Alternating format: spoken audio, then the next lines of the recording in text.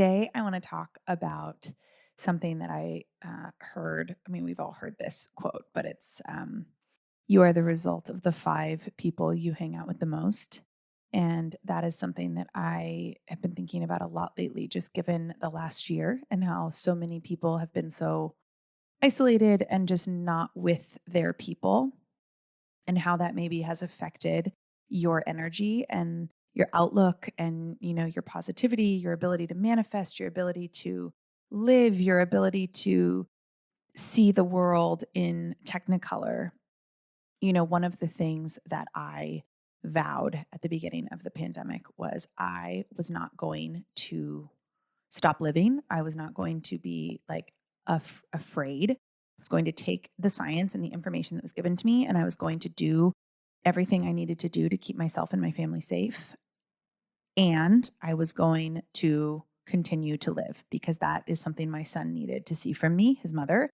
And that included continuing to be outside, continuing to go to the beach, continuing to, we did so many things. And I will look back on the last year and be proud of the fact that I think I'm proud that I was a person over the last year that people could be lifted by energetically.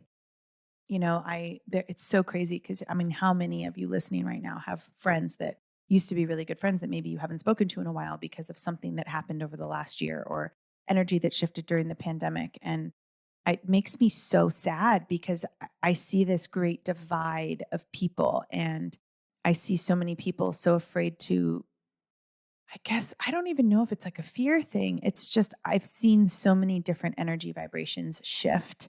And one of the things I promised to myself at the very beginning was I was never going to go down in my vibration to meet somebody in misery. I wasn't going to do that. I would be there to pull somebody out of misery, but going down to that level was never an option because my son, who was 4 and now 5, needed to see normalcy. He needed to see joy. He needed to see optimism because his mental health, obviously at his age, is it's such a fragile thing. So I guess this episode is more of, I think about my episode with Tiana earlier in the week and, the way that she took her anger and her, I guess, fear is a good word, and just emotions over what was happening in the world around her and put it all into the work that she was doing was just such an inspirational thing to me. And that is something that I also tried to do. That's part of the reason why this podcast exists, honestly, is I had many moments where I said, if we could just listen to each other better, if we could just have more meaningful conversations where we didn't quickly jump to judgment of other people because they did not think or make decisions like we do. If we could create equal and honest and open space for everybody, for every voice, imagine how much different the last year would have been, right? So I think about Tiana and the people that she's been surrounding herself with over the last year, right? Everybody in her advocate roles, everybody in her network of humans, Broadway for Racial Justice. I mean, all of those people came together with this fire in their heart and this passion in their belly for change and real honest change that was grown from having conversations. And I think about the person that she's grown into over the last year because of the people she surrounded herself. And that is just really, really, really inspiring to me. I mean, Tiana inspires me every single day, all the time. But that is something that just very much inspires me about her. And so I started to think about the 5 people that I surrounded myself with mostly over the last year. And it was the same. I mean, they were people that made me think. They were people that made me ask questions, keep my wits about me, stay on my course. People who worked hard, it's just it really did make a difference in how I sit now, where I sit now and the things that I'm doing. I think if you're sitting out there and you're wondering how, if you are still, obviously, like, lockdown is hard, right? Like, depending on where you are in the world, like lockdown, isolation, quarantine, not seeing your friends, especially if you're somebody who normally sees people, that is hard. That is not something to be taken lightly. And it's something that you have the power to grow from.